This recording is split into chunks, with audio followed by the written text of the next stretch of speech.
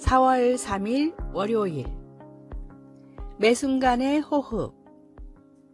모든 근육을 약화시키는 희귀한 자가 면역 질환에 걸려 거의 죽을 뻔했던 티운이라는 사람이 있었습니다.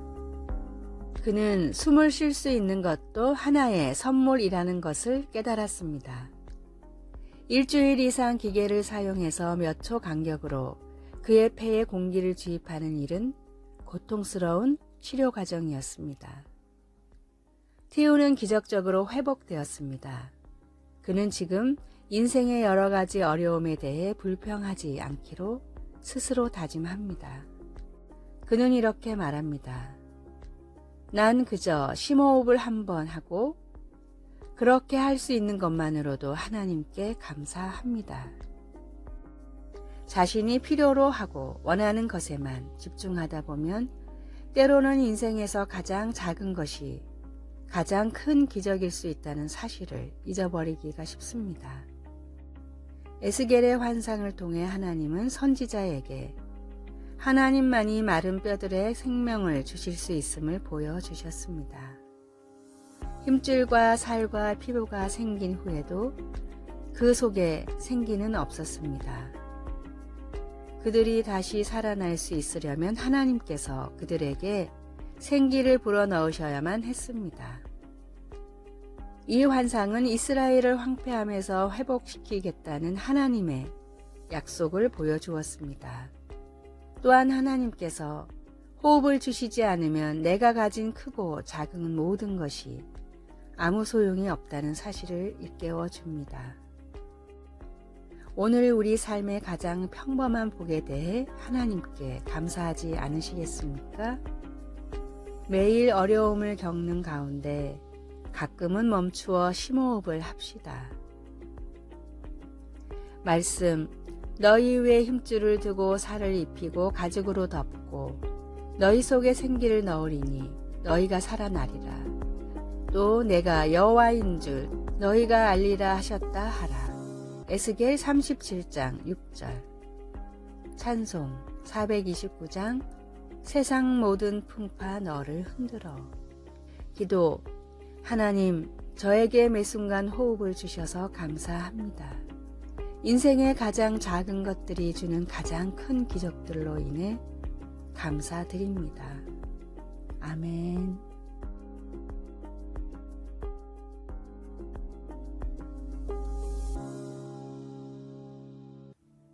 4월 4일 화요일. 가장 빠른 방법. 영국의 목회자 윌리엄 로우에게 한 성도가 고민을 털어놨습니다. 신앙생활을 아무리 열심히 해도 삶이 행복하지 않고 만족이 없습니다. 도대체 어떻게 해야 합니까? 로우는 범사에 감사하라 라는 성경 말씀으로 대답을 대신했습니다. 인생에서 행복과 만족을 찾을 수 있는 가장 빠른 길이 무엇이냐고 묻는다면 언제나 이렇게 대답할 것입니다.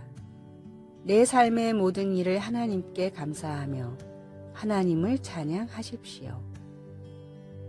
뉴욕의 저명한 외과의사 더글라스 박사는 외상을 방지하기 위해서 감사하는 마음을 가지라고 환자들에게 조언합니다. 똑같이 집안일을 해도 오랜 친구를 맞이하기 위해 청소하는 사람은 즐겁게 일하며 오히려 건강해집니다. 그러나 보기 싫은 친척을 맞으려고 억지로 청소를 하면 사소한 일에도 큰 부상을 당하게 됩니다. 대부분의 사람은 한 번쯤은 이런 경험이 있을 것입니다. 감사하는 마음을 갖는다면 모든 일에서 결코 손해를 볼 일이 없습니다. 지금까지의 삶을 잠시만 뒤돌아본다 해도 정말로 주님께 드릴 것은 감사의 마음뿐입니다.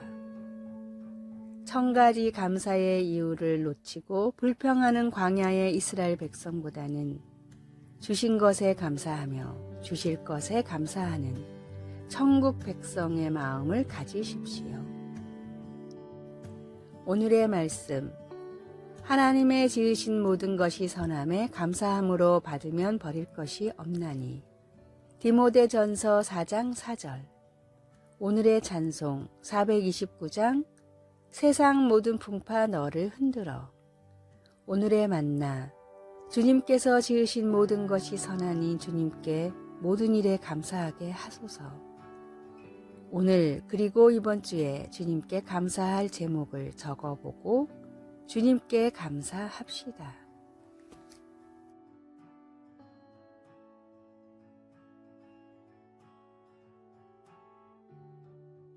4월 5일 수요일 관심의 편지.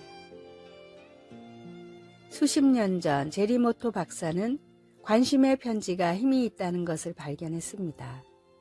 그의 연구는 이전에 자살을 시도했던 퇴원 환자에게 단순히 관심을 표현하는 편지를 보내는 것만으로도 재발 비율을 절반으로 줄일 수 있다는 것을 보여주었습니다.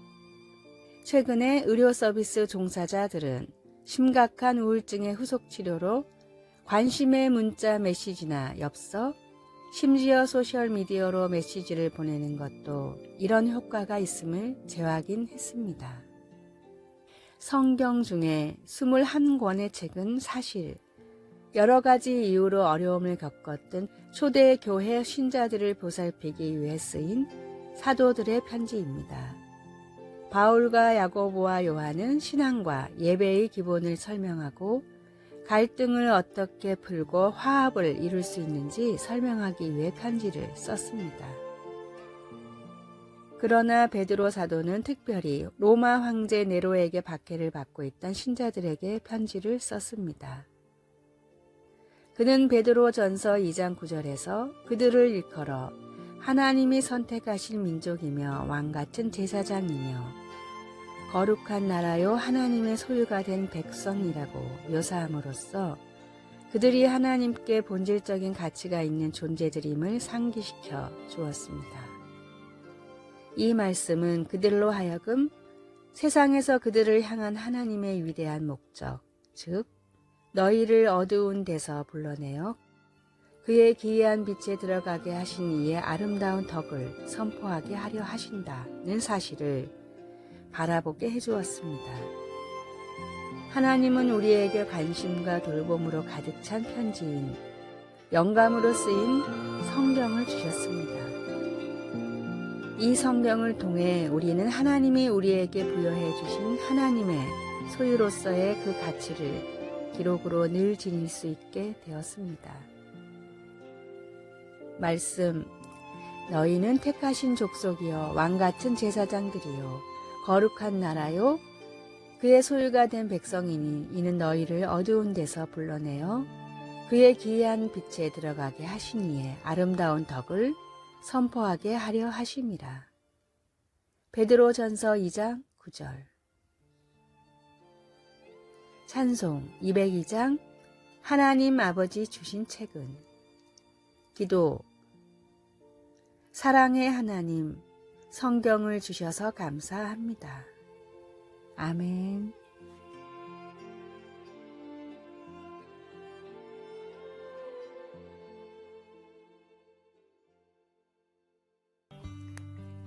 (4월 6일) 목요일 봉우리 위의 종교.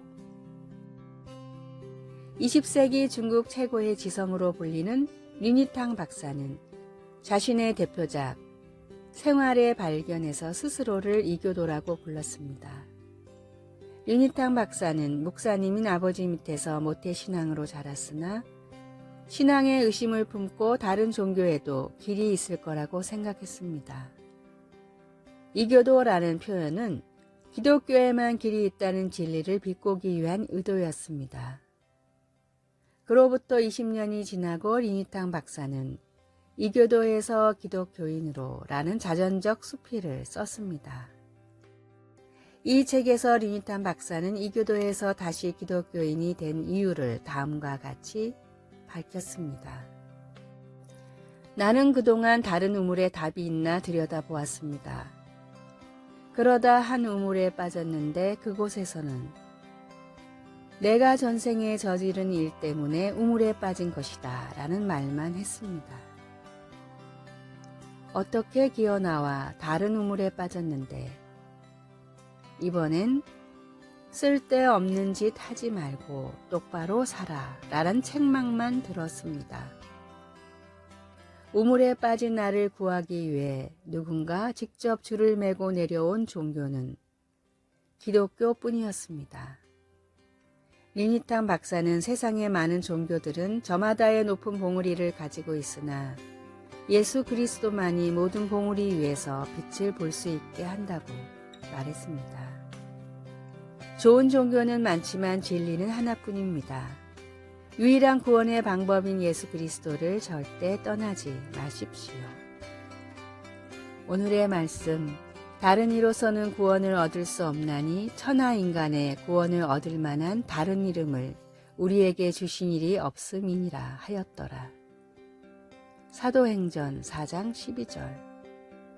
오늘의 찬송 375장 나는 갈 길 모르니. 오늘의 만나, 세상에 존재하는 유일한 진리의 말씀을 힘써 전하게 하소서. 주님의 이름이 세상의 유일한 진리임을 의심하지 맙시다.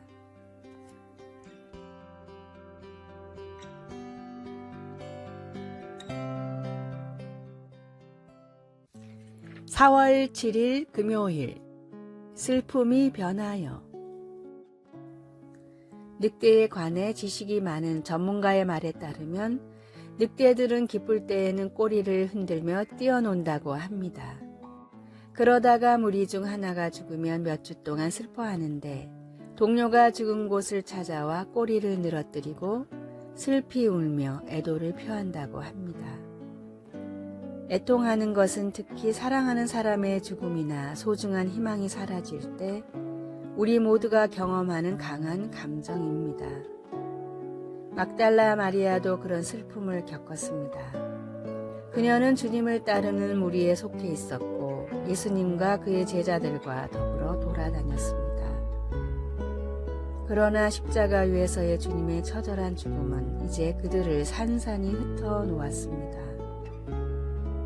마리아가 할 수 있는 것은 안식일 때문에 하지 못했던 장례를 위해 주님의 몸에 향료를 바르는 것뿐이었습니다.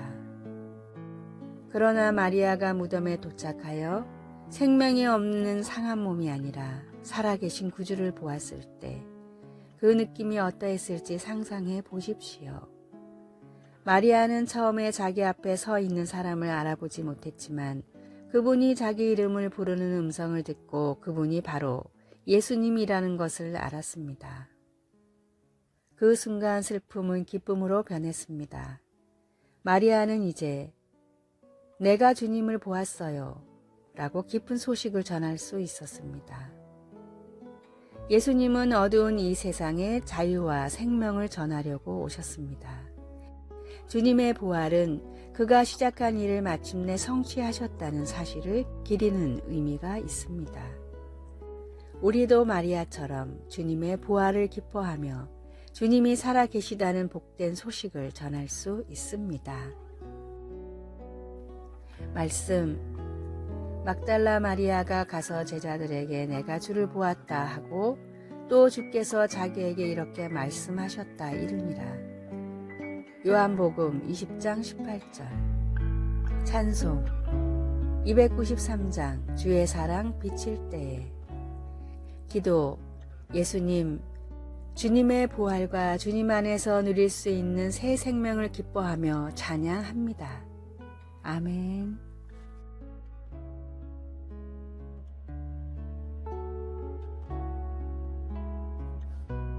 아래의 빨간색 글자 구독을 누르시어 더 많은 전도의 열매를 맺으시기를 기도합니다.